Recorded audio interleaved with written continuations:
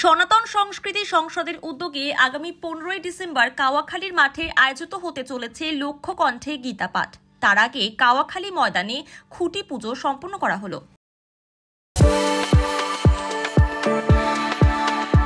We are the dreamers, the achievers, and the leaders. Come, join us today. এদিন বিভিন্ন আচার ও অনুষ্ঠানের মধ্যে দিয়ে কুরুক্ষেত্র থেকে আনা মাটি ও বিভিন্ন তীর্থস্থানের জল কাওয়াখালীর মাঠে অর্পণ করে খুঁটি পূজা করা হয়। খুঁটি পুজোয় উপস্থিত ছিলেন সনাতন সংস্কৃতি সংসদের সভাপতি স্বামী প্রদীপ্তানন্দ মহারাজ, গৌড়ীয় মঠের সন্ন্যাসী ভক্তি বেদান্ত স্বজন মহারাজ সহ অন্যান্যরা। এদিন প্রদীপ্তানন্দ মহারাজ জানান, মানব সভ্যতার অবক্ষয়, চারিদিকে ব্যভিচার, দুর্নীতি, ধর্ষণ, এই অবস্থায় একমাত্র শ্রীমদ্ ভগবত গীতা আমাদের পথ দেখাবেন। একমাত্র শ্রীমদ্ ভগবত গীতার মধ্যে দিয়ে মানব সভ্যতার উন্নতি হবে। শ্রীমদ্ ভগবত গীতা পাঠ হবে।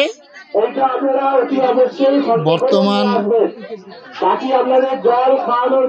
মানব সভ্যতার চরম অবক্ষয়, মানবতার অবক্ষয়, চতুর্দিকে ভ্রষ্টাচার, দুর্নীতি, ব্যভিচার,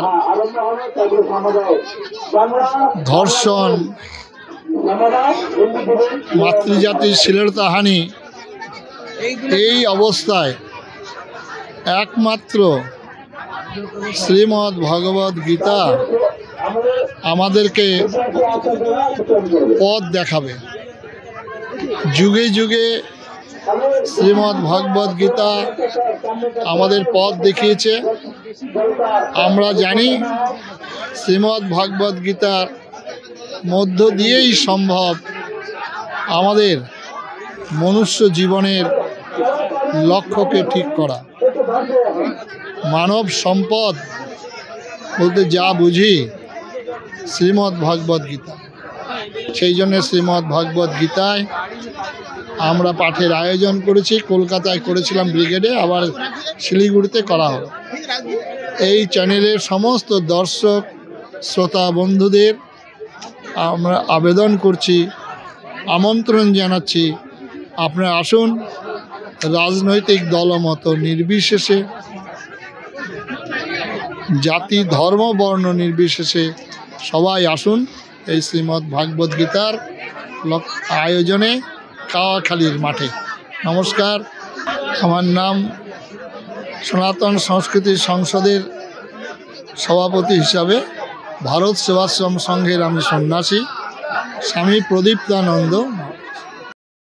অন্যদিকে বাংলাদেশে ঘটে যাওয়া সংখ্যালঘুদের প্রতি আক্রমণ প্রসঙ্গে মুখ খোলেন গৌড়ীয় মঠের সন্ন্যাসী ভক্তি বেদান্ত স্বজন মহারাজ।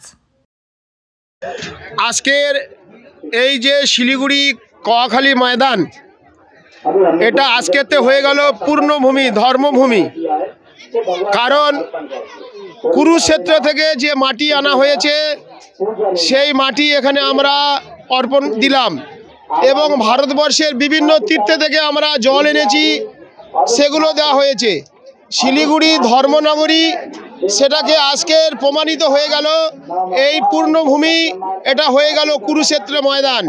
এখানে আগামী 15ই ডিসেম্বর লক্ষ্য কণ্ঠে গীতা পাঠের যে ব্যবস্থা করা হয়েছে, বর্তমান যে সমাজ ব্যবস্থা এবং মানুষের মধ্যে যে হিংসাবৃত্তি, এর থেকে রেহাই পেতে গেলে আমরা গীতানাথের যদি শরণ গ্রহণ করি, সেখানে আমাদের সুখ শান্তি সব কিছু পাবো। এই জন্য ভগবান অর্জুন তিনি ভগবানকে জিজ্ঞাসা করেছিলেন, প্রভু কোথায় শান্তি আছে? গীতার মধ্যে বললেন যে তমেব শরণং গচ্ছ সর্বভাবেন ভারত তৎপ্রসাদাৎ পরমং শান্তি স্নানং পাপসি শাশ্বতম। ভগবানের নামে, ভগবানের প্রসাদে আছে শান্তি। এছাড়া কেউ শান্তি দিতে পারবে না, সুখ দিতে পারবে না। আমরা জগতে যত বলি না কেন যে আমরা সুখ দিব, শান্তি দিব, আমরা সবাই দুঃখ সাগরে নিমজ্জিত। দেখুন, এটাই হচ্ছে আমাদের হিন্দু সনাতন ধর্ম এবং অন্য ধর্মের সঙ্গে পার্থক্য। আমরা বসুধৈব কুটুম্বকম, বিশ্বকে আমরা ভ্রাতৃত্ববোধ করি, তাদেরকে আমরা আত্মীয় জ্ঞান করি, আর ওরা আমাদেরকে সবসময় ঘৃণার চোখে দেখে। এমনকি আমাদের প্রত্যেক হিন্দু ভাইদের উপরে অত্যাচার, মঠ মিশনে শিব বিগ্রহ মূর্তি ভাঙা থেকে শুরু করে হিন্দুদেরকে নিধন করা শুরু করে থেকে এই সব কাজে ওরা লিপ্ত। আর আমাদের হিন্দু সনাতন ভাইদের কাজ হচ্ছে তাদেরকে জোড়ো, তাদেরকে কোনোদিন কাটো না, তাদেরকে রক্ষা করো। এই বসুধৈব কুটুম্বকম একমাত্র হিন্দু সনাতনের মধ্যে পারবে, সেই বাণী আমরা এই কাওয়াখালী ময়দান ধর্মক্ষেত্র কুরুক্ষেত্র থেকে আমরা প্রচার করব। আমার নাম ভক্তিবেদান্ত সজ্জন মহারাজ, আমি গৌড়ীয় মঠে থাকি।